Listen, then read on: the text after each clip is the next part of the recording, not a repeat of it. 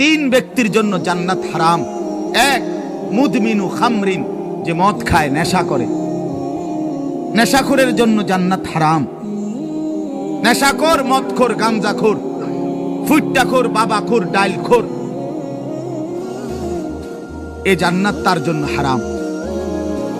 দুই নাম্বার হলো আকুল ওয়ালিদাইন, পিতা মাতার অবাধ্য সন্তান, মা বাপকে যে কষ্ট দেয়, মা বাপকে যে নাফরমানি করে, মা বাবার যে অকৃতজ্ঞ, মা বাবাকে যে জুলুম করলো, মা বাবার হক আদায় করলো না।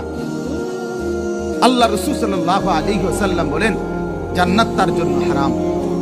আর তিন নাম্বার, শুনতেছেন সবাই, সজাগ তো সবাই?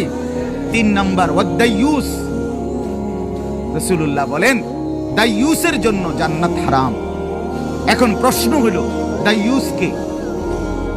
খোদার কসম বাপ, এটা আমারও বলা না, কোন আলেমের না, আল্লাহর রাসূল বলে দিছে। দাইয়ুস কাকে বলে?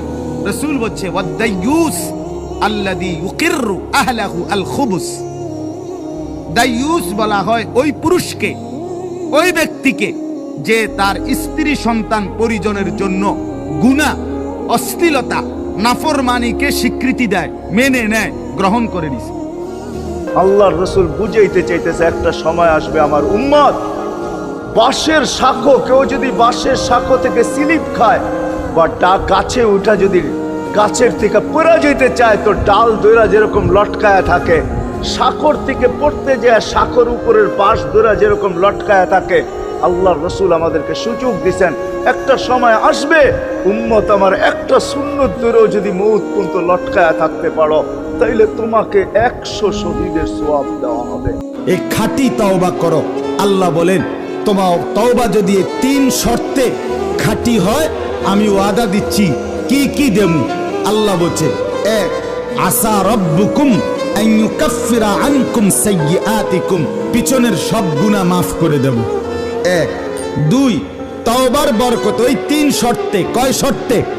ও ভাই বলেন না কয় শর্তে? এক নাম্বার, পিছনের গুনাহ মাফ করে দেব। দুই, ওয়ায়ুদখিলাকুম জান্নাতিন তাজরি মিন তাহতিহাল আনহার, ঝর্ণা ধারা বেষ্টিত আমার জান্নাতে প্রবেশ করিয়ে দেব। আর রয়েছে সুবহানাল্লাহ। তিন, ইয়াউমা লা ইউখজিল্লাহুন নাবিয়্যা ওয়াল্লাযীনা আমানু মাআহু, ঈমানদার তওবাকারী ঈমানদার উম্মত এবং তোমাদের নবী আমার বন্ধু মুহাম্মদ তোমাদের সকলকে হাসরের ময়দানে